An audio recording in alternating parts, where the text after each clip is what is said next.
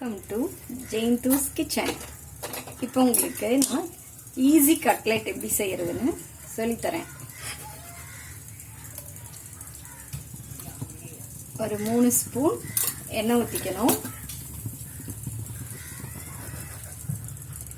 எண்ணெய் சூடாகட்டும்.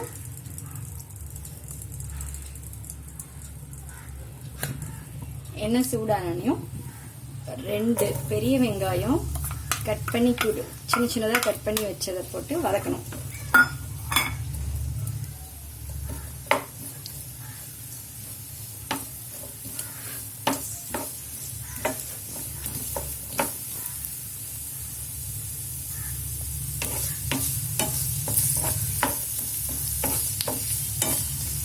ஈஸியான மெத்தட்ல வெஜிடபிள் கட்லெட் இது.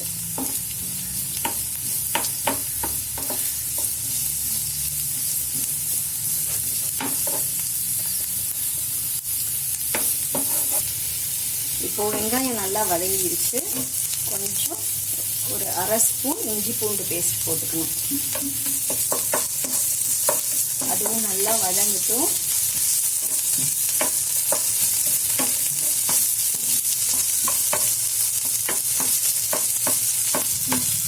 இஞ்சி பூண்டு வதங்கிருச்சு. இப்போ நம்ம பொடியெல்லாம் சேர்த்துக்கலாம். ஃபர்ஸ்ட் அந்த நம்ம மசாலாவுக்கு தகுந்த மாதிரி உப்பு கொஞ்சமா போட்டுக்கோங்க. பத்தலைன்னா அப்புறம் பார்த்துட்டு போட்டுக்கலாம்.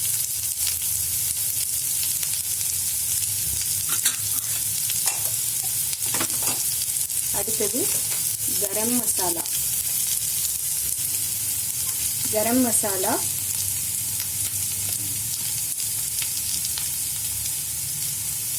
ஒரு அரை டீஸ்பூன் போட்டுக்கலாம்.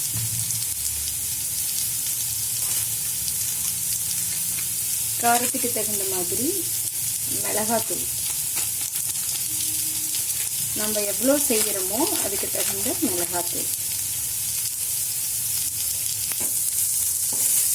அது கொஞ்சம் வதங்கினதுக்கப்புறம் கேரட் ஒரு கப் போட்டுறணும். துருவின கேரட் ஒரு கப். அதையும் போட்டு நான் கொஞ்சம் ஒரு ஹாஃப் பாயில் ஆகிற வரைக்கும் வதக்கிடணும். இது ஆஃப் குக் ஆயிடுச்சு. இப்போ நம்ம ஆஃப் பண்ணிடலாம். ஆஃப் பண்ணிட்டு இப்போ இதில் நான் குக்கரில் ஒரு 5 உருளைக்கிழங்கு, பச்சை பட்டாணி இந்த ரெண்டையும் போட்டு வேக வச்சு மசிச்சு வச்சுருக்கேன். அதில் ப்ரெட்டு ஒரு 4 துண்டு மிக்சியில் அடித்து அதையும் இதில் போட்டு வச்சுருக்கேன். இதை நல்லா கலந்துக்கணும். அப்புறம் நம்ம வதக்கினதையும் எடுத்து இதில் போட்டு நல்லா கலந்துக்கணும். இப்போ நம்ம வதக்கி வச்ச கேரட்டை இதில் போட்டுடணும்.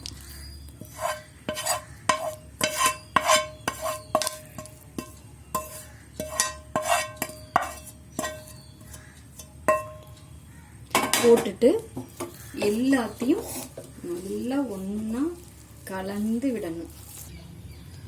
இப்போ நம்ம உருளைக்கிழங்கு, கேரட், வெங்காயம் இதெல்லாம் வதக்கினதை கலந்து உருண்டை பிடிச்சி வச்சுருக்கேன்.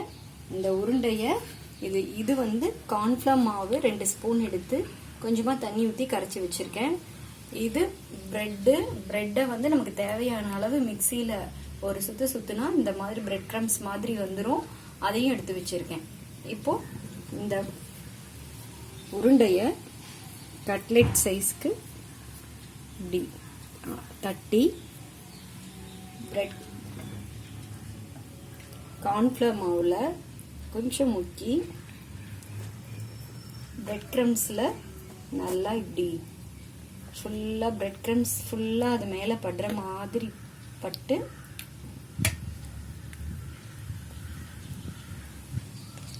எண்ணெயில் போட வேண்டியதான். எண்ணெயில் போட்டு பொரிச்சு எடுக்கணும். எண்ணெய் காஞ்சதுக்கப்புறம் கொஞ்சம் லோ ஃப்ளேம்லேயே வச்சுக்கலாம். லோ ஃப்ளேமில் இருந்தால் தான், ஏன்னா ஏற்கனவே எல்லாமே வெந்தது, அதனால் கொஞ்சம் லோ ஃப்ளேமில் வச்சுட்டு அதை ஒரு பக்கம் வெந்ததுக்கப்புறம் திருப்பி போடணும். இப்படி ப்ரௌனாக வரணும். திருப்பி போட்டு எடுக்க வேண்டியதுதான்.